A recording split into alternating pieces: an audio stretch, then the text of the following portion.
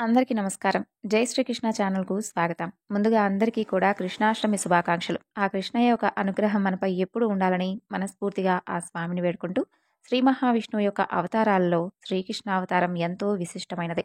అందుకే కృష్ణ పరమాత్మ ఆవిర్భవించినటువంటి ఈ తిథి నాడు కృష్ణాష్టమిగా జరుపుకుంటుంటాం. పూజాది క్రతువు అంతా కూడా పూర్తయిన తర్వాత శ్రీకృష్ణుడి యొక్క లీలల గురించి చదవాలని ధర్మశాస్త్రాలు చెబుతున్నాయి. కృష్ణాష్టమి నాడు కేవలం భగవానుణ్ణి పూజించడమే కాదు, ఆయనలో ఉన్నటువంటి కొన్ని మంచి లక్షణాలను కూడా తప్పకుండా ప్రతి ఒక్కరం అలవర్చుకోవాలి. కృష్ణుడి యొక్క జీవితం అంతా కూడా దారుణమైనటువంటి ముళ్ళబాట. ధర్మాలు చెప్పడం ఎవరికైనా తేలికే, కానీ ఆచరించడమే కష్టం. సుఖంగా హాయిగా ఉన్నట్లు కనిపించినటువంటి శ్రీకృష్ణుడు తాను ఎన్ని కష్టాలు పడినా కూడా ఏనాడు ముఖాన చిరునవ్వు మాత్రం చెదరకుండా నిలిచాడు.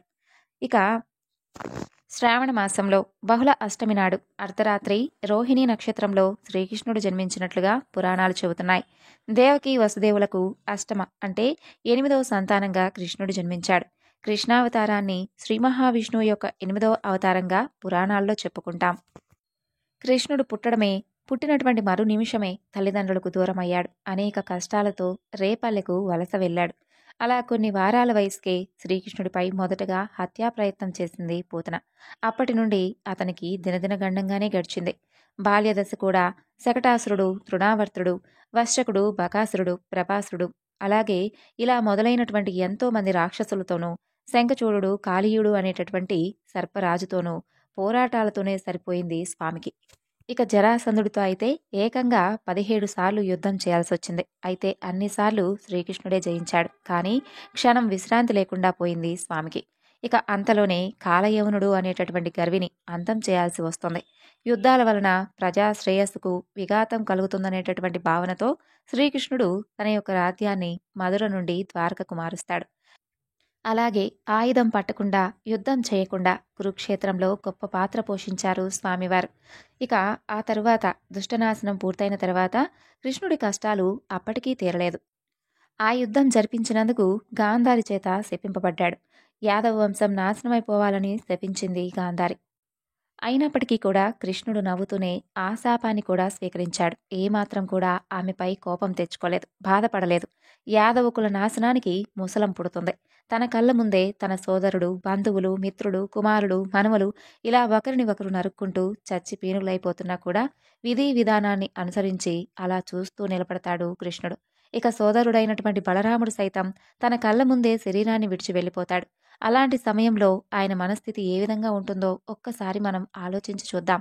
నీతులు, ధర్మాలు చెప్పడం తేలికే, కానీ ఆచరించడమే కష్టం. కష్టాలలో నిగ్రహం చూపాలి అని చెప్పడం సులభమే, అనుభవించడమే కష్టం. కానీ కృష్ణుడు అన్నీ కూడా ఆచరించి చూపించాడు.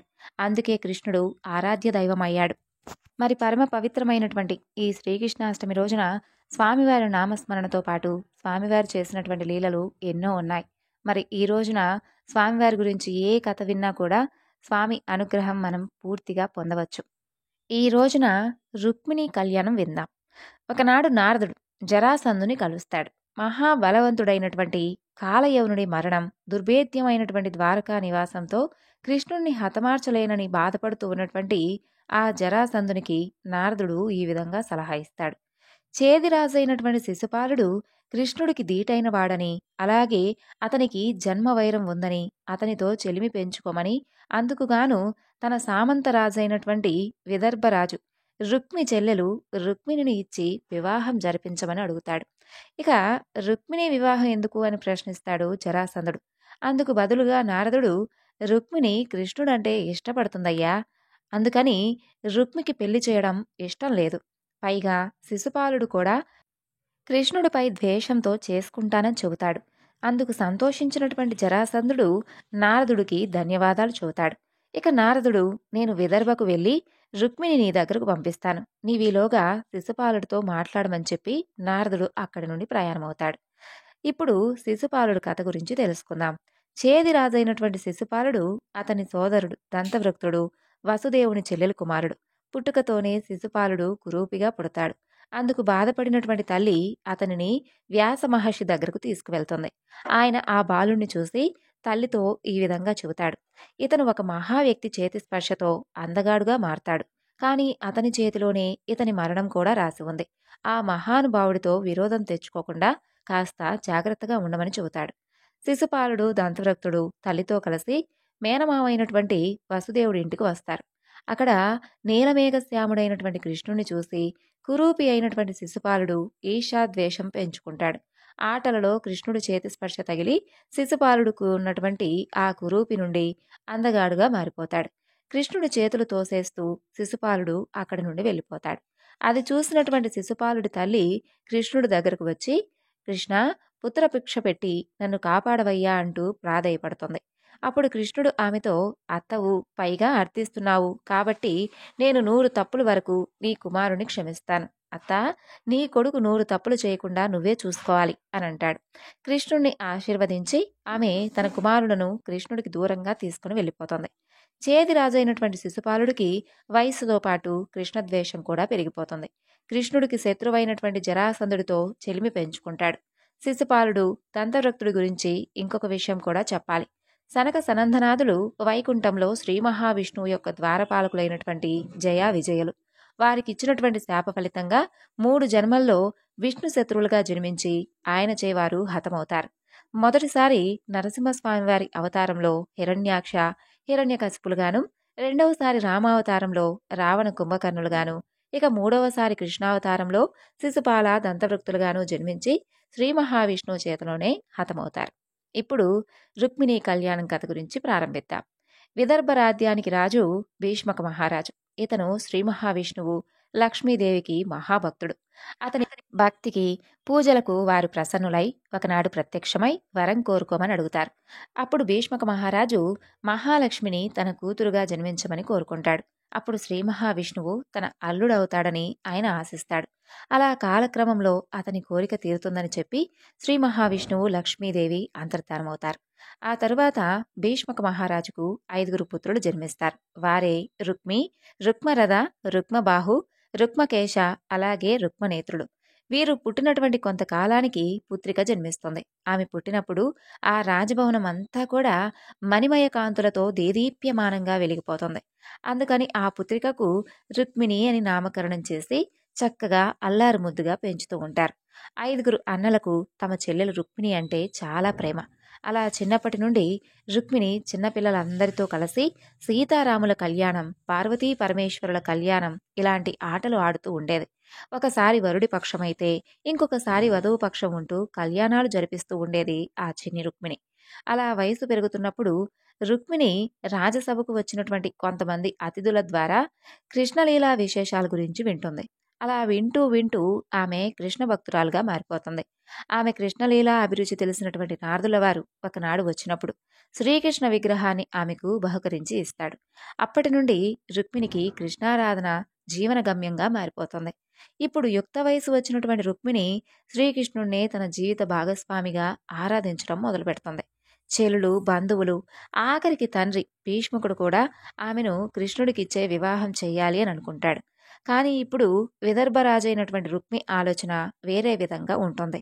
తన చెల్లెలను ఇంకొక మహారాజుకిచ్చి వివాహం చెయ్యాలి అని, కృష్ణుడు రాజు కాదు కాబట్టి అతనితో సరిసమానమైనటువంటి అందగాడు చేది భూపాలుడు శిశుపాలుడికే ఇచ్చి వివాహం చెయ్యాలి అని అతని ఆలోచన. సరిగ్గా అప్పుడే నారదుల వారు జరాసంధుని యొక్క వర్తమానం తీసుకుని విదర్భకు వస్తాడు. జరాసంధుడి ఆలోచనగా రుక్మిణి శిశుపాల కళ్యాణం సంగతి చెప్పి జరాసంధుని వెంటనే కలవమని చెబుతాడు. అందుకు సంతోషించినటువంటి రుక్మి శిశుపాల, రుక్మిణి కళ్యాణ ప్రస్తావన తండ్రికి, సోదరులకు, అలాగే రుక్మిణికి చెబుతాడు. అప్పుడు భీష్మక మహారాజు మాట్లాడుతూ రుక్మిణి కృష్ణుని ఇష్టపడుతుందని, అందుకని వారిరువురికి వివాహం చేయడం మంచిది అని చెబుతాడు. రుక్మిణికి అది అంగీకారమే అన్నట్లుగా ఆమె కూడా తల వంచి నిల్చొని ఉంటుంది. కానీ రుక్మి మాత్రం అస్సలు ఒప్పుకోడు. రాజమే లేనటువంటి కృష్ణుడు అసలు ఎందుకు పనికిరాడని, పైగా తమ చక్రవర్తి జరాసంధుడి శత్రువు కాబట్టి తమకు కూడా శత్రువని చెప్పి రుక్మిణిని శిశుపాలుడికే ఇచ్చి వివాహం చేస్తానని చెబుతాడు. అందుకు విననటువంటి రుక్మిణిని రాజభవనంలోనే బందీగా చేసి తాను మగధలో ఉన్నటువంటి జరాసంధుని కలవడానికి బయలుదేరతాడు. ఇక నారద మహర్షి విదర్భ నుండి ద్వారకా నగరానికి ప్రయాణమవుతాడు. ద్వారక చూస్తే అంతా కూడా సందడి సందడిగా కోలాహలంగా ఉంటుంది. రాజవీధులు, గృహాలు, మంగళ తోరణాలు చక్కగా పుష్పాలతో అలంకరించి ఉంటాయి. ఏమిటో విశేషం అని అనుకుంటూ రాజభవనానికి చేరుకుంటాడు నారదుడు. ఆయనకు వసుదేవుడు, రోహిణి, దేవకి స్వాగతం పలుకుతారు. ఆహా, మంచి సమయానికే వచ్చారు నారద మహర్షి అంటూ, ఏమిటి వసుదేవా, ఏమిటా ఉత్సవం ఇంత చక్కగా వైభవంగా జరుగుతుంది? ద్వారక అంతా కూడా రంగరంగ వైభవంగా ఉంది. ఏమిటి విశేషం అని అడుగుతాడు నారదుడు. అప్పుడు వసుదేవుడు సమాధానమిస్తూ, పండగే మహర్షి. మరి మా పెద్ద కుమారుడు బలరాముడు పర్వతరాజు రైవతుని కుమార్తె అయినటువంటి రేవతిని వివాహం చేసుకుని ద్వారకకు పత్నీ సమేతంగా వచ్చాడు. తమరు కూడా వచ్చి నూతన దంపతులను ఆశీర్వదించండి అంటూ లోపలికి తీసుకువెళ్తారు. లోపల చూస్తే అంతా కూడా కోలాహలంగా ఉంటుంది. నూతన దంపతులను వచ్చిన వారందరూ కూడా ఆశీర్వదించి వెళుతూ ఉంటారు. ఇక నారదుల వారు అక్షింతలతో బలరామ రేవతులను ఆశీర్వదిస్తాడు. వారు ఆయన పాదాలకు ప్రణమిల్లి దీవెనలు తీసుకుంటారు. ఇక నారదుల వారు వెళ్ళి కృష్ణుడి పక్క ఆసనంపై కూర్చొని కృష్ణుడిని పలకరిస్తాడు. కృష్ణుడు ఆయనకు నమస్కరిస్తూ, మంచి సమయానికి వచ్చారు నారద మునీంద్రుల వారు. ఊరికే రారు కదా తమరు? దేనికి వచ్చారు? దేనికే వచ్చారా, లేదంటే జరాసంధుని యుద్ధానికి మరలా నాపై పురిగొల్పి చెప్పడానికి వచ్చారా అని నవ్వుతూ అడుగుతాడు. అందుకు నారదుడు, నారాయణ నారాయణ, నా కార్యం అంతా ఈ జగత్ కళ్యాణం కోసమే కదా స్వామి, తమకు తెలియదా ఏమిటి అంటాడు. అప్పుడు కృష్ణుడు నవ్వుతూ, అవును కదూ, మరి ఈవేళ రాకొక కారణమేమిటో అంటాడు. అప్పుడు నారదుడు, కృష్ణ, అన్నగారి కళ్యాణం అయింది, మరి తమరి వివాహం ఎప్పుడు స్వామి అని అంటాడు. అప్పుడు కృష్ణుడు నవ్వుతూ, ఈ నల్లనయ్యకు, పైగా రాధ్యమే లేని వాడికి ఎవరయ్యా పిల్లనిచ్చేది? ఒకవేళ ఎవరైనా ఇద్దామన్నా మీరివ్వనిస్తారా ఏమిటి అంటూ జరాసంధుడికి నారదుడు ఇచ్చినటువంటి సలహా గురించి చురకనంటిస్తాడు కృష్ణుడు. నారదుడు నమస్కారం చేస్తూ, స్వామి, నా చేత చేయించేది మీరే, మరలా నాపై నింద వేసేది మీరే. పోనీలేండి స్వామి, ఇంతకీ మా రుక్మిణిని ఏ విధంగా వివాహం చేసుకోదలిచారు? నన్నేం చేయమంటారు చెప్పండి అని అడుగుతాడు. అప్పుడు కృష్ణుడు నవ్వుతూ, ఎవరయ్యా ఆ రుక్మిణి? నేనెందుకు వివాహం చేసుకోవాలి ఆవిడ్ని? అయినా శత్రువుల అమ్మాయిని మనకెందుకిస్తారు? కృష్ణ ప్రశ్నలకు తలకిందులైనటువంటి నారదుడు చేతులు జోడించి నమస్కరించి, స్వామి కృష్ణ, జగన్నాటక సూత్రధారి, ఈ తిరకాసులేమిటయ్యా? అక్కడ నీత్యాసలోనే రుక్మిణి జీవనం సాగిస్తుంది. నిన్నే మనసావాచ జీవిత భాగస్వామిగా కోరుకుంటుంది. శత్రువుల పిల్లనని నిన్నే నమ్మినటువంటి ఆ పడతని వదిలేస్తావా? కరుణించి దయచూడు స్వామి, దారి చూపు అనంటాడు. అప్పుడు కృష్ణుడు, నారదా, రుక్మిణి మనసులో ఉన్నది చెప్పి నన్ను అర్థించే వరకు నేనేమీ చేయలేను. శత్రువుల పిల్లను ఇష్టం లేకుండా తీసుకువచ్చానని నాపై నింద వేస్తారయ్యా అని అంటాడు. అప్పుడు నారదుడు లేచి, స్వామి, మీ మనోగతం నాకు అర్థమైంది కదా, నాకిక అనుమతి ఇవ్వండి. తదుపరి కార్యం పూర్తి చేసి తరువాత మీకు దర్శనమిస్తాను అని అక్కడి నుండి బయలుదేరతాడు. ఇక రుక్మి మగధకు వెళ్ళి జరాసంధుణ్ణి, శిశుపాలుణ్ణి కలుస్తాడు. జరాసంధుడు తన మనసులోని ఆలోచన శిశుపాల రుక్మిణి వివాహం గురించి చెప్పి దీనివలన 3 రాజ్యాలు కలిసి బలపడతాయని చెబుతాడు. ఆ వివాహంతో ద్వారకలో ఉన్నటువంటి కృష్ణుణ్ణి బయటకు రప్పించి ఓడించవచ్చులేననేది వారికి ఉన్నటువంటి ఆలోచన. ఇక తాము తమ చతురంగ బలాలతో వివాహానికి ముందరే విదర్భకు వస్తామని చెప్పుకుంటారు. అందుకు రుక్మి సంతోషించి శిశుపాలునికి తన చెల్లెలు రుక్మిని పెళ్లి చేసుకోమని అడుగుతాడు. శిశుపాలుడు అందుకు అంగీకరిస్తాడు. వివాహ ముహూర్తం పెట్టుకుని వారిని విదర్భకు ఆహ్వానించి రుక్మి అక్కడి నుండి బయలుదేరతాడు. రుక్మి విదర్భకు వచ్చి రాజ్యసభ ఏర్పాటు చేసి రాజకుమారి రుక్మిణీదేవి వివాహం చేదిదేశ మహారాజు శిశుపాలుడితో నిశ్చయమైందని చెప్పి ప్రకటిస్తాడు. అలా ముహూర్తానికి 3 రోజుల ముందర జరాసంధ చక్రవర్తి శిశుపాలుడితో కలిసి బంధుమిత్ర సపరివార సమేతంగా విదర్భకు విచ్చేస్తారని, అందుకు తగినటువంటి ఏర్పాట్లు చేయమని ఆదేశిస్తాడు. అలాగే కుందనా నగరం అంటే విదర్భ రాజధాని 4 వైపులా సైన్యం సిద్ధం చేసి కాపలా పెంచమని చెబుతాడు. శ్రీకృష్ణుడు వచ్చి దాడి చేస్తే ఎదుర్కోవడానికి సిద్ధంగా ఉండాలి అని కూడా చెబుతాడు. రుక్మిణి మందిరానికి వెళ్ళి ఆమెతో ఇలా చెబుతాడు. శిశుపాలుడితోనే వివాహం నిశ్చయం చేశానని, అతన్నే ముహూర్తానికి చేసుకోవాలని చెబుతాడు. అక్కడే ఉన్నటువంటి కృష్ణుడి విగ్రహం తీసి బయటకు విసిరివేస్తాడు. అదే సమయంలో రాజభవనం వైపు వస్తున్నటువంటి నారదుడి చేతిలోకి ఆ కృష్ణ విగ్రహం పడుతుంది. తిరిగి మరలా నా దగ్గరికే వచ్చావా స్వామి అని అనుకుంటూ తన దగ్గర దాచుకుంటాడు నారదుడు. ఇక రుక్మిణి తన అన్న వెళ్ళిన తరువాత తండ్రి భీష్మక మహారాజు దగ్గరకు వెళ్ళి ప్రాధేయపడుతుంది. తాను కృష్ణుని ఇష్టపడ్డానని చెప్పి శిశుపాలుని వివాహం చేసుకోలేనని అన్న రుక్మికి నచ్చచెప్పమని ప్రాధేయపడుతుంది. ఇక భీష్మక మహారాజు తన మాట రుక్మి వినడని, తాను ఎంతో చెప్పి చూశానని, మిగిలినటువంటి కొడుకులు కూడా రుక్మి పక్షమే ఉన్నారని చెబుతాడు. తాను అశక్తుడనని, ఆ దైవమే నీకు రక్ష అని చెప్పి ఆయన్నే కొలవమని చెబుతాడు. ఇక రుక్మిణి తన మందిరానికి వెళ్ళి అక్కడ ఉన్నటువంటి ఉమాశంకరమూర్తులకు ప్రణమిల్లి, మిమ్మల్నే నమ్ముకున్నారు, ఓ గౌరీ శంకరులారా, నన్ను ఈ విపత్తు నుండి కాపాడి నా స్వామి దగ్గరకు చేర్చండి అంటూ ప్రార్థిస్తూ ధ్యానంలో ఉండిపోతుంది. అప్పుడే రాజభవనంలోకి వచ్చినటువంటి నారద మహర్షి మొదట రుక్మిణి కలుస్తాడు. రుక్మి నారదుడికి ధన్యవాదాలు చెబుతాడు. ఆయన వల్లనే శిశుబాలునితో బాంధవ్యం ఏర్పడుతుందని, తప్పకుండా వివాహానికి వచ్చి ఆశీర్వదించమని కోరుకుంటాడు. ఇక అందుకు అంగీకరించినటువంటి నారదుడు తానొకసారి రుక్మిణిని కలిసి నచ్చచెప్పి వస్తాను అంటాడు. రుక్మి నారదునికి అనుమతిస్తాడు. నారదుల వారు మందిరం లోపలికి వెళ్ళి ధ్యానంలో ఉన్నటువంటి రుక్మిణి కలుస్తాడు. నారదుని రాక చూసి ఆసనమిచ్చి నమస్కరిస్తుంది రుక్మిణి. జరిగిందంతా చెప్పి తనను ఈ బలవంత వివాహం నుండి కాపాడమని వేడుకుంటుంది. అందుకు బాధపడుతున్నటువంటి రుక్మిణిని ఓదార్చి, ఇలాంటి విపత్కర పరిస్థితిలో నిన్ను కాపాడగలిగేది కేవలం ఆ గోవిందుడు ఒక్కడే, కాబట్టి నీవు ఆయన్నే శరణు వేడుకో అని చెబుతాడు.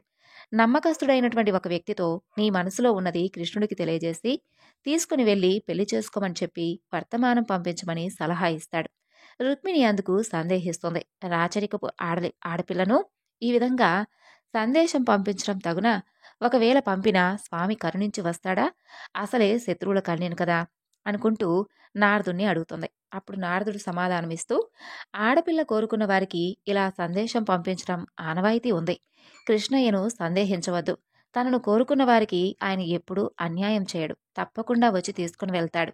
సందేహించకుండా నమ్మిన వారితో సందేశం పంపించు అని చెబుతాడు. ప్రియ సమాగమ ప్రాప్తిరస్తు అంటూ ఆశీర్వదించి అక్కడి నుండి బయలుదేరుతాడు. ఇక నారదుడు వెళ్ళిన తర్వాత రుక్మిణి కాస్త ఆలోచనలో పడుతుంది. ఎవరిని కృష్ణుడి దగ్గరకు పంపించాలి అని ఆలోచిస్తుంది. ఎందుకంటే పొరపాటు జరిగి దొరికితే అవాసు పాలవుతుంది. అలాగే కృష్ణయ్యకు తన సందేశం వినిపించి తిరిగి వివాహ ముహూర్తం ముందే తనను కలవాలి. ఇక ఆలోచించి తన చిన్నప్పటి గురువు బ్రాహ్మణోత్తముడు అగ్నిద్యోతుల వారు రుక్మిణికి గుర్తుకొస్తారు.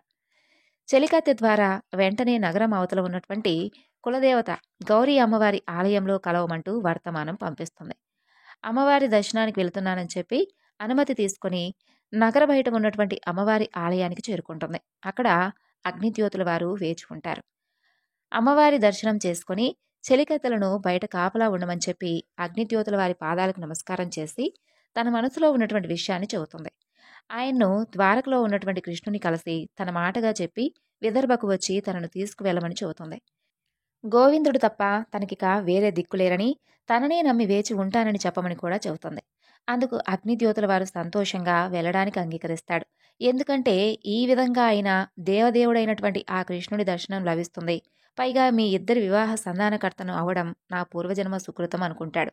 తప్పకుండా ఇప్పుడే ద్వారకకు వెళ్తాను, శీఘ్రమేవ ఇష్టకామ్యాభి సిద్ధిరస్తు అని ఆశీర్వదించి అక్కడి నుండి బయలుదేరుతాడు అగ్నిద్యోతుల వారు.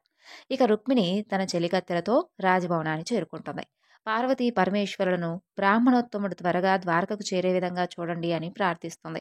ఆమె ప్రార్థనలు విన్నారో ఏమో తెలియదు కానీ ఇక అలా నడిచి వెళుతూ ఉన్నటువంటి అగ్నిద్యోతుల వారికి ముందర ఒక సారథి మంచి అశ్వాలు ఉన్నటువంటి రథం వచ్చి ఆగుతుంది. సారథి రథం దిగి ఆయనకు నమస్కరించి ఇలా అంటాడు, స్వామి, రథాన్ని అధిరోహించండి, తమను ద్వారక దగ్గర దాకా తీసుకువెళ్ళమంటూ దేవేంద్రుల వారి ఆజ్ఞ అని చెబుతాడు. అగ్నిద్యోతుల వారు దేవదేవుని రుక్మిణీ కళ్యాణంలో పాలు పంచుకోవాలని అందరూ కూడా ఉత్సాహంలో ఉన్నారులా ఉంది అని అనుకుని ఆ రథాన్ని ఎక్కుతాడు. ఇక రథం ద్వారక వైపు పరుగులు తీస్తుంది. రుక్మిణికి రోజులు గడిచి ముహూర్త సమయం దగ్గరయ్యే కొలది ఆందోళన ఆతృత పెరుగుతూ ఉంటాయి.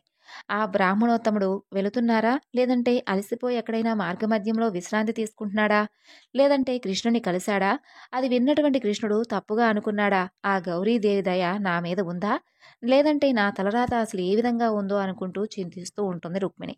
ఇక్కడ అగ్నిద్యోతుల వారు ద్వారకకు ముందర సముద్ర తీరాన్ని వదిలేసి రథసారథి అక్కడి నుండి వెళ్ళిపోతాడు. అగ్నిద్యోతుడు సముద్రుని చూసి, ఓ సముద్రుడా, నేను రుక్మిణీదేవి యొక్క అత్యవసర సందేశాన్ని శ్రీకృష్ణ స్వామి వారికి తీసుకుని వచ్చాను. ద్వారకకు వెళ్లేందుకు దారి విడువయ్యా అంటూ చేతులు జోడించి ప్రార్థిస్తాడు.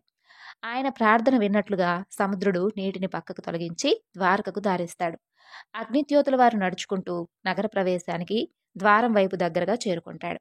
అక్కడ ఉన్నటువంటి ద్వారపాలకులైనటువంటి కొంతమంది కృష్ణుని కలవడానికి చాలా దూరం నుండి వచ్చానని చెప్పి అగ్నిదూతల వారు వారికి చెప్తారు.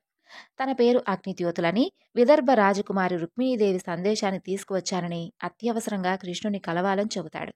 అప్పుడు వారు ఆయనకు వేచి ఉండమని చెప్పి తాము కృష్ణునికి అగ్నిద్యోతుల వారు వచ్చారని చెప్పి తెలియజేస్తారు.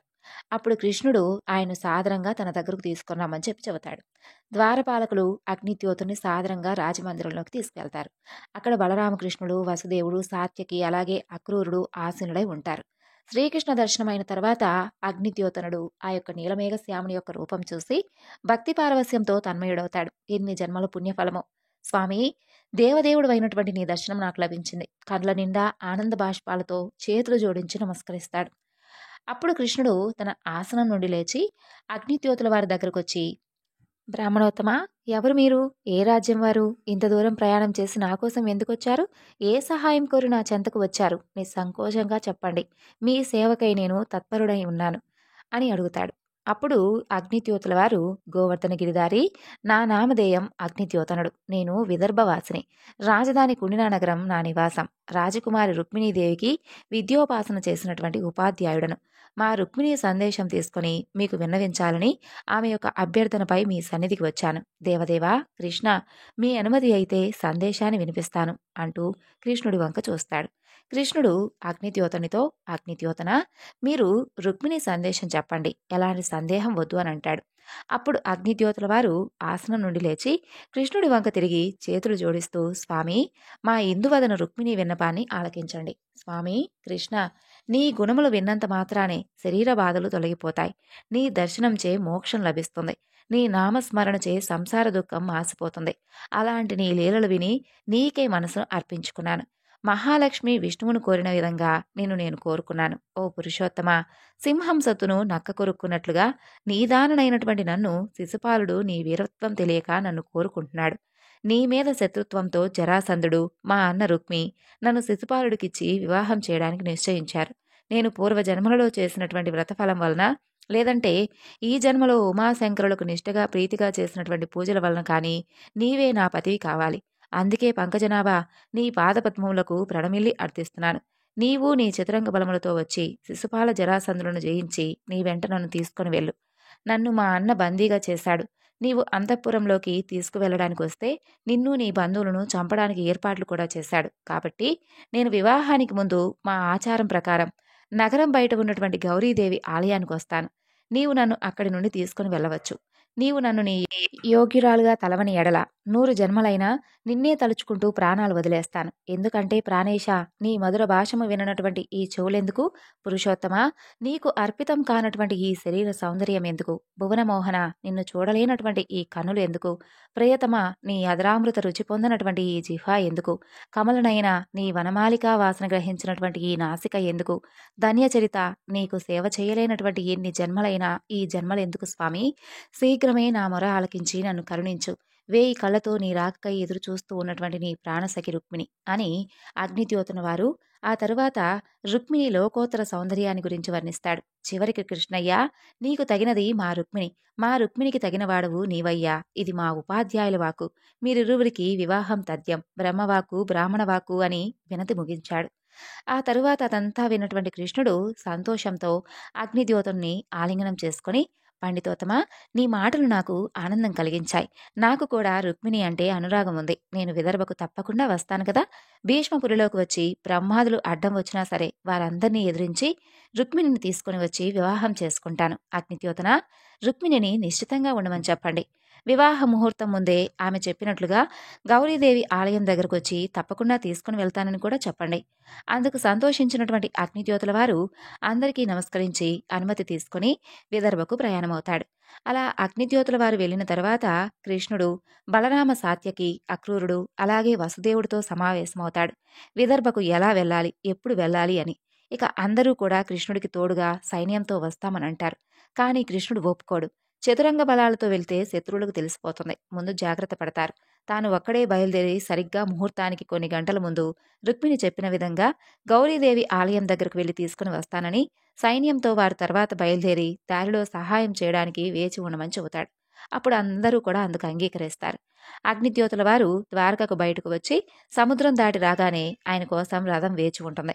ఆయన ఎక్కగానే విదర్భ వైపు పరుగులు తీస్తుంది. అక్కడ విదర్భలో వేచి చూస్తున్నటువంటి రుక్మిణికి ఆందోళన ఎక్కువ అవుతుంది. వివాహ ముహూర్తం రోజుల్లోకి వస్తుంది. వర్తమానం ఏమీ రాలేదు. దిగులుతో ఆహారం నిద్ర మానివేస్తుంది. ఆభూషణాలు అలంకరాలు అన్నీ కూడా మానేస్తుంది. గౌరీ శంకరులు ధ్యానంలోనే పగలు రాత్రి గడుపుతూ ఉంటుంది. ఇక చెలికత్తెలు ఆమెను పలకరించాలన్నా కదిలించాలన్నా భయపడుతూ ఉంటారు. రాజకుటుంబ సభ్యులకు ఈ విషయం చెప్పాలా వద్దా అనేటటువంటి మీమాంసలో పడతారు. కాలమైతే ఎవరికోసం ఆగదు కదా. 3 రోజుల లోపలికి వివాహం వస్తుంది. జరాసంధుడు శిశుపాలుడితో కలిసి బంధుమిత్ర పరివార సమేతంతో పాటు చతురంగ బలాలు తీసుకుని వస్తారు. కుండినా నగరం చుట్టూ భద్రత పెంచి సైన్యంతో కట్టుదిట్టం చేస్తారు. శత్రు సైన్యం బయలుదేరగానే వర్తమానం చేరే విధంగా వేగు వ్యవస్థ ఏర్పాటు చేసుకుంటారు. తన మందిరంలో గౌరీ శంకరుల ధ్యానంలో ఉన్నటువంటి రుక్మిణికి చెలికత్తె శుభవార్త తీసుకొస్తుంది. అమ్మా, అగ్నిద్యోతుల వారు వచ్చి గౌరీ మందిరంలో వేచి ఉన్నారని చెబుతుంది. పరుగు పరుగున అలంకరించుకుని రుక్మిణి చెలికత్తెలతో గౌరీ ఆలయానికి బయలుదేరుతుంది. అగ్నిద్యోతుల వారు తన వైపు పరుగు పరుగు వస్తున్నటువంటి ఆ రుక్మిణి వంక చూస్తాడు. ఆందోళన, ఉత్సాహం, సందేహం, ఆశ అన్నీ కూడా కలబోసుకొని ఆమె యొక్క ముఖార విందంలో కనిపిస్తాయి. అగ్నిద్యోతుల వారికి పాదాభివందనం చేసి తల వంచి నించుంటుంది. ఇక ఆయన చిరునవ్వుతో ఆప్యాయంగా చూసి ఇష్టకామ్యాభి సిద్ధిరస్తు రుక్మిణి, స్వామి గౌరీ ఆలయానికి ముహూర్తానికి ముందుగా వచ్చి తీసుకుని వెళ్తానని చెప్పాడు. శీఘ్రమేవ కళ్యాణమస్తు అంటూ దీవిస్తాడు. అమావాస్య చంద్రబింబంలో ఉన్నటువంటి రుక్మిణి ముఖార విందం పూర్ణచంద్రవదనంలా మారిపోతుంది. ఇక ఆహార నిద్ర కరువైనటువంటి ఆమె శరీరం 1000 వెలుగులతో శక్తిభరితంగా మారిపోతుంది. ఆయనకు నమస్కరించి, గురువర్య, బ్రాహ్మణోత్తమ, మీ మధుర వచనాలతో నాలో జీవం నింపారు. లోపలకు పరుగున వెళ్లి గౌరీదేవితో, తల్లి, నా మొర ఆలకించి నా కృష్ణుణ్ణి నాకు ప్రసాదిస్తున్నావు అని తల వంచి ప్రణమిలుతుంది. ఇంకొకసారి అగ్నిజ్యోతుల వారికి నమస్కరించి తిరిగి రాజమందిరానికి బయలుదేరుతుంది. అలా సంతోషంగా ఉన్నటువంటి రుక్మిణిని చెలికత్తెలు ఆభరణాలతో, పట్టు వస్త్రాలతో సుందరంగా అలంకరిస్తారు. చాలా రోజుల తర్వాత భోజనం చేస్తుంది. అలా ఆనందంగా ఉన్నటువంటి రుక్మిణిని చూసి తల్లిదండ్రులు, రుక్మి, అలాగే మిగిలినటువంటి అన్నలందరూ కూడా సంతోషిస్తారు. ఆ కృష్ణుని మర్చిపోయి శిశుపాలుని చేసుకోవడానికి సిద్ధమైందిలే అని అనుకుంటారు. అలా పెళ్లి సంబరాలలో కుండినా నగరం మునిగిపోతుంది. జరాసంధుడు, రుక్మి, అలాగే శిశుపాలుడికి ద్వారక నుండి సైన్యంతో కృష్ణుడు బయలుదేరినట్లుగా ఎలాంటి సమాచారం అందదు. అయితే అర్థం కాకపోయినా కృష్ణుడు మాయోపాయాలు చేస్తాడు కదా, అందుకని చెప్పి తాము మరింతగా జాగ్రత్తగా ఉండాలని చెప్పి రుక్మిణి మందిరం చుట్టూ భద్రత మరింతగా పెంచుతారు. తర్వాత ఏ సంఘటన జరగకుండానే పెళ్లి రోజు వచ్చేస్తుంది. జరాసంధుడు, శిశుపాలుడు, రుక్మితో అందరూ కూడా కళ్యాణ వేదిక చేరుకుంటారు. నారదుడు కూడా అక్కడకు చేరుకుంటాడు. శిశుపాలుడిని పెళ్లి కుమారుని చేసేటటువంటి కార్యక్రమం మొదలవుతుంది. రుక్మిణి మందిరంలో ఆమెను అలంకరిస్తూ ఉంటారు. రుక్మిణి మనసులో ఇలా అనుకుంటుంది, అయ్యయ్యో, లగ్నం దగ్గరకు వచ్చేసింది, ఇంకా గోవిందుడు వస్తున్నట్లుగా ఎలాంటి సమాచారం రాలేదే, బ్రాహ్మణోత్తముడు చెప్పినట్లుగా నన్ను వచ్చి తీసుకుని వెళ్తాడా అని సందేహిస్తుంది. మరుక్షణంలోనే గౌరీమాత నా కోరిక తప్పకుండా నెరవేరుస్తుందిలే అనుకుంటూ ధైర్యం తెచ్చుకుంటుంది. అలా అలంకరించినటువంటి పెళ్లి కూతురు రుక్మిణి ఆచార సాంప్రదాయం ప్రకారం చెలికత్తెలు నగర బయట ఉన్నటువంటి గౌరీ ఆలయానికి తీసుకుని వెళ్తారు. వెంట బంధువులు, కొంతమంది సైన్యం ఉంటారు. ఇక గౌరీదేవి ఆలయం చేరుకున్నటువంటి రుక్మిణి చుట్టుపక్కల అంతా చూస్తుంది. అంతా ప్రశాంతంగా ఉంటుంది. పురోహితులు రుక్మిణి లోపలికి తీసుకువెళ్లి గౌరీ పూజలో కూర్చోబెడతారు. ఆందోళన, ఆతృత పక్కన పెట్టేసి రుక్మిణి అమ్మవారిపై మనసు లగ్నం చేసి పూజ చేస్తూ ఉంటుంది. అలా క్షణక్షణం గడుస్తూ ఉంటుంది. రుక్మిణి సంగతి తెలియదు గాని ఆమె చెలికత్తెలకు మాత్రం ఉద్వేగంతో హృదయం వేగం పెరుగుతుంది. వారందరూ కూడా అమ్మవారికి నమస్కరించి రుక్మిణి కోరిన విధంగా జరిగేలాగా చెయ్యమ్మా అనుకుంటూ ప్రార్థిస్తారు. పైన ఆకాశంలో గంధర్వులు, కిన్నెర కింపురుషులు, దేవతలతో సప్త ఋషిగణం అందరూ కూడా చేరి రుక్మిణి కృష్ణుల యొక్క ప్రథమ సమాగమనం కోసం ఎదురు చూస్తూ ఉంటారు. గౌరీ పూజ సుసంపన్నమవుతుంది. అదే క్షణంలో బయట కలకలం మొదలవుతుంది. చెలికత్తెలు బయటకు వచ్చి చూస్తారు. ఎటు నుండి ఎలా వచ్చాడో తెలియదు కానీ మాయలోడైనటువంటి మన కృష్ణయ్య రథంలో వచ్చేస్తాడు. అక్కడ ఉన్నటువంటి కాస్త సైనికులను నిస్తేజం చేస్తాడు. బంధువులందరూ కూడా కృష్ణుడికి నమస్కరించి దారిస్తారు. రథం ఆలయం ముందరకు వచ్చి ఆగుతుంది. చెలికత్తె ఒకరు పరుగు పరుగున లోపలికి వెళ్ళి, అమ్మా రుక్మిణమ్మ, కృష్ణయ్య వచ్చేశాడు, వచ్చేయండమ్మా అంటూ సంతోషంతో చేతులు కుదుపుతూ చెబుతుంది. తడబడుతున్నటువంటి అడుగులతో ఒకవైపు హృదయవేగ స్పందన, మరోవైపు నునుసిగ్గుతో చెలికత్తె చేతి ఆసరాతో బయటకు వస్తుంది రుక్మిణి. బయట రథంలో ఉన్నటువంటి కృష్ణుడు తడబడుతూ ఉన్నటువంటి అడుగులతో పెళ్లి కుమార్తె అలంకరణలో భువనసుందరి రుక్మిణిని చూసి చిరునవ్వుతో అలా చూస్తూ ఉంటాడు. శిరస్సు వంచి వచ్చినటువంటి రుక్మిణి మొట్టమొదటిసారి కన్నుల ముందు ఉన్నటువంటి కృష్ణుణ్ణి కొద్దిగా తలెత్తి చూస్తుంది. రుక్మిణికి కృష్ణుడు ఆ క్షణం ఎలా కనిపిస్తాడో తెలుసా? పూర్ణ చంద్రబింబం వంటి ముఖార విందం, సింహరాజపు నడుము వంటి నడుము, కొత్త కమలరేకుల వంటి కన్నులు, విశాలమైనటువంటి అందమైనటువంటి వక్షస్థలం, ఆ తరువాత నీలాకాశం వంటి శరీర కాంతి, పర్వతములకు శత్రువైనటువంటి ఇంద్రుని ఐరావత హస్తం వంటి హస్తములు, చేతిలో చక్రాయుధం, పీతాంబరం కట్టినవాడు, ఘనమైనటువంటి ఆభరణాలు ధరించినవాడు, శంఖము వంటి కంఠం కలవాడు, జయం కోసం ఉత్కంఠ కలవాడు, లోకమంతా మోహించినవాడు అయినటువంటి ఆ కృష్ణుని చూసి తన్మయత్వంలో నిలబడిపోయి ఉంటుంది రుక్మిణి. రుక్మిణియే కాదు, అక్కడ ఉన్నవారి పరిస్థితి అంతా కూడా అలాగే ఉంటుంది. మరి దేవదేవుని దర్శనం లభించిన వారందరూ కూడా జన్మజన్మలుగా చేసుకున్న వారి పుణ్య ఫలితం కదా, అలాగే భావిస్తూ ఉంటారు మరి అందరూ. అందరూ చూస్తూ ఉండగానే కృష్ణుడు తన చేయి చాచి రుక్మిణి చేయి పట్టుకొని రథంలోకి తీసుకుంటాడు. పాణిగ్రహం అయినటువంటి ఆ జంటపై ఆకాశంలో ఉన్న వారందరూ కూడా పుష్పాలతో అక్షింతలతో ఆశీర్వదిస్తారు. అక్కడ ఉన్న వారందరూ కూడా అక్షింతలు పుష్పాలు చల్లుతారు. రథం ద్వారక వైపు పరిగెడుతూ ఉంటుంది. తేరుకున్నటువంటి సైనికులు కళ్యాణ వేదిక దగ్గర ఉన్నటువంటి శిశుపాల, జరాసంధ, రుక్మిణులకు విషయం తెలియజేయడానికి పరిగెడతారు. కళ్యాణ మండపంలో ఉన్నటువంటి జరాసంధుడు రుక్మి, శిశుపాల దంతవృక్తులకు గౌరీదేవి ఆలయం నుండి వచ్చినటువంటి సైనికులు శ్రీకృష్ణుడు రుక్మిణీదేవిని తీసుకుని వెళ్ళినటువంటి సమాచారం తెలియజేస్తారు. అందరూ కూడా కోపంతో రగిలిపోతారు. ఎంత ధైర్యం ఆ కృష్ణుడికి! మన రాజకన్యను, అందులోనూ పెళ్లి కుమార్తెను అపహరించుకుపోతాడా? పదండి, ద్వారకకు వెళ్తున్నటువంటి ఆ గోపాలుని అడ్డగించి మన కన్యను తీసుకువద్దామంటూ తమ తమ సైన్యాలతో బయలుదేరి వెళ్తారు. అక్కడ ద్వారక వైపు ప్రయాణిస్తున్నటువంటి కృష్ణుడికి తోడుగా యాదవ సైన్యం బలరాముని యొక్క నేతృత్వంతో వచ్చి కలుస్తుంది. జరాసంధుడు, శిశుపాలుడు, దంతవృక్తుడు వెంబడిస్తూ దగ్గరకు వస్తూ ఉంటారు. దంతవృక్తుడు ముందుగా కృష్ణరథం చెంతకు చేరి కృష్ణుడి మాటలతో తోలనాడుతూ ఉంటాడు. ఓయి గోపాల, గోకులంలో వెన్న దొంగలించడం కాదు, మా అన్న శిశుపాలుని వధువైనటువంటి రుక్మిణిని తీసుకుని వెళ్లడం, దొంగచాటుగా ఆలయం నుండి కన్యను అపహరించినటువంటి ఓ పిరికి పందా, మీసం లేకపోయినా రోషముంటే నిలిచి పోరాడు. ఇలా దంతవృక్తుని మాటలు వినలేక రుక్మిణి తన చెవులు మూసుకుంటుంది. అవన్నీ విన్నటువంటి గోవిందుడికి ఆగ్రహం వస్తుంది. రథం ఆపి దంతవృక్తుని వంక చూసి, దంతవృక్త, ఈ క్షణంతో నీ ఆయువు తీరిపోయింది అంటూ చక్ర ప్రయోగం చేస్తాడు. చక్రం రివ్వున దూసుకుపోయి తోలనాడుతూ ఉన్నటువంటి దంతవృక్తుని యొక్క శిరస్సును ఖండిస్తుంది. ఆ శిరస్సు భూమిపై దొర్లుతూ పడిపోతుంది. క్షణాలలోనే అతను విగత జీవుడవుతాడు. ఇక జరాసంధుడు, శిశుపాలుడితో సహా వస్తున్నటువంటి సైన్యం కంటికెదురుగా జరిగినటువంటి ఆ దంతవృక్తుని యొక్క హతం చూసి నిర్ఘాంతపోయి నిశ్చేష్టులవుతారు. అతను చూసినటువంటి యాదవ సైన్యం వారిపై యుద్ధం సాగించి తరిమి కొడుతూ ఉంటారు. పలాయనమవుతున్నటువంటి సేనలను కృష్ణుడి ఉగ్రరూపం చూసినటువంటి జరాసంధుడు శిశుపాలుడితో, శిశుపాల, ఈరోజు విజయలక్ష్మి యాదవుల వైపు ఉంది, అందుకే వారు విజయం సాధిస్తున్నారు. మనం పోరు సాగిస్తే ఓటమితో పాటు మరణం తప్పదు. అనువుగాని సమయంలో తగ్గటం యుద్ధనీతి. భార్య లేదని చింతవలదు, బ్రతికి ఉంటే ఇంకో భార్య వస్తుంది అని సముదాయించి సేనలను వెనుకకు మరలించమని చెప్పి ఆదేశిస్తాడు. అది చూసినటువంటి యాదవ సైన్యం జయ జయకారాలు చేస్తారు. వెనుకకు తిరిగి వెళుతున్నటువంటి జరాసంధుడు, శిశుపాలుడు, వారి సైన్యం చూసినటువంటి రుక్మికి అర్థం కాకపోయినా తన సైన్యంతో ముందుకు సాగుతూ ఉంటాడు. ఇక దంతవృక్తుని విగత శరీరం చూశాక అర్థమవుతుంది. అయినా మొండి ధైర్యంతో కృష్ణుడు వెంబడిస్తూ ఉంటాడు. రుక్మిణి కృష్ణుడు దరిదాపులకు రాగానే కృష్ణుడిని నిందిస్తుంటాడు. ఓ కృష్ణ, మా సరివాడివా? మా పాప కోనివా? ఎంత గొప్పవాడివి నీవు? ఏది నీ వంశం? ఎక్కడ జన్మించావు? ఎక్కడ పెరిగావు? ఎవరికి తెలుసు? నీ అత్త కొడుకు శిశుపాలుడికి కాబోయేటటువంటి భార్య నీకు సోదరి వరుసవుతుంది కదా, మరి ఎలా ఆమెను అపహరిస్తావు? మా రుక్మిణిని ఇచ్చేయి, లేదా నీ గర్వభంగం అయ్యే విధంగా యుద్ధంలో ఓడిస్తాను అనేటటువంటి పరుషవచనాలకు రుక్మిణికి దుఃఖంతో కన్నీరు వస్తుంది. అది చూసినటువంటి కృష్ణుడు ఉగ్ర నరసింహుడవుతాడు. విల్లు తీసుకుని బాణాలు సంధించి రుక్మి రథసారథిని, అశ్వాలను పడగొడతాడు. రథాన్ని ముక్కలు చేస్తాడు. కింద పడినటువంటి రుక్మి వైపు రథం దిగి కత్తి దూసుకొని అలా నిలుచొని ఉంటాడు. అది చూసినటువంటి బలరాముడు కూడా రథం దిగి, కృష్ణ, వద్దు, చంపద్దు, సంయమనం పాటించు, రుక్మిణి సోదరుడు, గుర్తుంచుకో అంటాడు. ఎక్కడి నుండి చూస్తున్నాడో కానీ నారదుడు కూడా శాంతపరచడానికి అక్కడికి వస్తాడు. ఇక రుక్మిణి కూడా రథం దిగి రుక్మి దగ్గర ఉన్నటువంటి కృష్ణుడికి పాదాలను తాకి, మధుసూదన, మా అన్న చేసినటువంటి తప్పును క్షమించి ప్రాణభిక్ష పెట్టండి, మా తల్లిదండ్రులకు పుత్రశోకం కలిగించకండి అని ప్రాధేయపడుతుంది.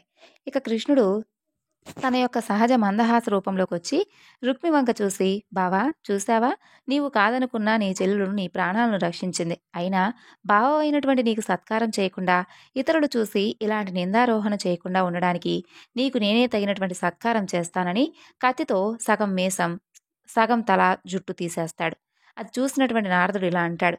తలా శిరోజాలు మీసం తీయడం, తలదీయడం కన్నా పెద్ద శిక్ష సత్కారం కాదు కదా అంటాడు. ఇక బలరాముడు ద్వారకకు రుక్మిణీ కృష్ణుల యొక్క ఆగమనం గురించి ముందే వర్తమానం పంపిస్తాడు. ఆ తరువాత ద్వారకను సుందరంగా అలంకరించమని, కృష్ణుడు కళ్యాణానికి ఏర్పాట్లు చేయమని, ప్రజలందరినీ ఆహ్వానించమని చెబుతాడు. రుక్మిణి తల్లిదండ్రులను విదర్భ నుండి, అలాగే ఇతర సామ్రాజ్య రాజులందరినీ కూడా ఆహ్వానించమని వర్తమానం పంపిస్తాడు. కృష్ణుడిచే పరావించబడినటువంటి రుక్మి తాను జరిగినటువంటి అవమానానికి ప్రతీకారం తీర్చుకునే వరకు విదర్భలో అడుగు పెట్టనని సైన్యాన్ని వెనక పంపి తాను మగధ రాజ్యానికి ప్రయాణమవుతాడు. ద్వారక అంతా కూడా సర్వాంగ సుందరంగా ముస్తాబవుతోంది. బలరాముడు నారదుడు ముందుగా వెళుతూ ఉండగా రథసారథిగా ఉన్నటువంటి రథంలో శ్రీకృష్ణ రుక్మిణులు ద్వారకలో ప్రవేశిస్తారు. రహదారులకు ఇరువైపులా పూలవర్షం కురిపిస్తుంటే రథం రాజభవనం వైపు నెమ్మదిగా కదులుతుంది. ఆ తర్వాత రాజభవనం దగ్గర దేవకి, వసుదేవులు, ఉగ్రసేనుడు, అలాగే మిగిలినటువంటి పుర ప్రముఖులందరూ కూడా ఆహ్వానం తెలియజేస్తారు. రుక్మిణీ కృష్ణులకు మంగళహారతి ఇచ్చి స్వాగతం పలుకుతారు. వసుదేవుడు వారితో ఇలా అంటాడు: కృష్ణ, రుక్మిణి, మీరిరువురికి మరి 2 దినాలలో శుభముహూర్తాన వివాహం నిశ్చయించాం. అంతదాకా మీరిరువురు వేరువేరు మందిరాల్లో ఉండండి. రుక్మిణి, మీ తల్లిదండ్రులు రమ్మని వర్తమానం పంపించాం. వారు కూడా బయలుదేరి వస్తున్నారు. నారదుడు కూడా నేను దేవతలందరినీ వివాహానికి ఆహ్వానించి తీసుకొస్తానని వెళ్తాడు. ఇక 2 రోజుల్లో ద్వారకను సర్వాంగ సుందరంగా అలంకరిస్తారు. కళ్యాణ మండపం మామిడి తోరణాలతో, రకరకాల పుష్పాలతో అలంకరిస్తారు. అరటి చెట్లు మొదలైన వాటితో స్వాగత ద్వారాలు ఏర్పాటు చేస్తారు. వైకుంఠమే భూకి వచ్చినట్లుగా అనిపిస్తుంది. భూరాజులతో పాటు సమస్త దేవతా, యక్ష, గంధర్వ, కింపురుషులందరూ కూడా మానవ రూపాలలో ద్వారకకు విచ్చేస్తారు. దేవగురు బృహస్పతితో పాటు సప్త ఋషులు, ఋత్వీకులైన వారు కృష్ణ రుక్మిణుల యొక్క వివాహానికి వస్తారు. తర్వాత కృష్ణుడు రుక్మిణులకు మంగళ స్నానాలు చేయించి పెళ్లి కుమారుడు, పెళ్లి కుమార్తెగా అలంకరిస్తారు. విదర్భ నుండి రుక్మిణి తల్లిదండ్రులను దేవరథంలో ఇంద్ర రథసారథి తీసుకొస్తాడు. సకల దేశాల రాజులు, బ్రహ్మ మహేశ్వర దంపతులతో పాటు దేవతలందరూ కూడా ఆ కళ్యాణ మందిరంలో ఆసీనులై ఆ పుణ్య ముహూర్తం కోసం ఎదురు చూస్తూ ఉంటారు. కృష్ణుడు స్నాతకం చేసుకుని కళ్యాణ మండపంలో కూర్చుంటాడు. నారదుల వారు స్వయంగా పెళ్లి కార్యక్రమాన్ని పర్యవేక్షిస్తూ ఉంటాడు. మానవావతారంలో దేవదేవుని యొక్క వివాహం ఇదే చివరిదవడంలో అందరూ కూడా ఆ కమనీయ ఘట్టాన్ని కన్నుల ద్వారా తమ యొక్క హృదయాలలో భద్రపరుచుకుంటారు.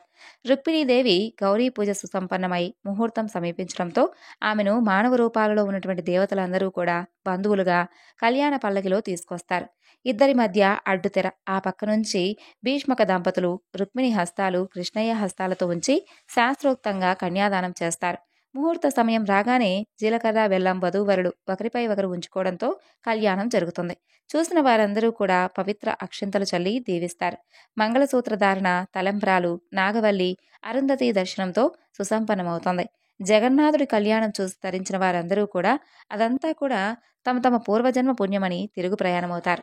ఇక నారదుల వారు చివరికి స్వస్తి వాక్యం పలుకుతూ రుక్మిణీ కళ్యాణం చూసినవారు, విన్నవారు, వినిపించినవారు, అలాగే చదివినవారు తప్పక తరిస్తారని, ఏ ఇంట రుక్మిణీ కళ్యాణం చదివితే ఆ ఇంట్లో సకల శుభాలు, ఆ ఇంట్లో వివాహం కాని పిల్లలకు వివాహాలవుతాయని పలుకుతాడు. మరి పరమ పవిత్రమైనటువంటి ఈ కృష్ణాష్టమి రోజున రుక్మిణీ కళ్యాణం విన్నటువంటి మనందరికీ కూడా ఆ స్వామివారి అనుగ్రహం ఉండాలని మనస్ఫూర్తిగా ఆ స్వామిని వేడుకుంటూ ఈ వివరణను ఇంతటితో ముగిస్తున్నాను. మరొక చక్కని వివరణతో మళ్ళా కలుసుకుందాం. అంతవరకు నమస్కారం. జై శ్రీకృష్ణ.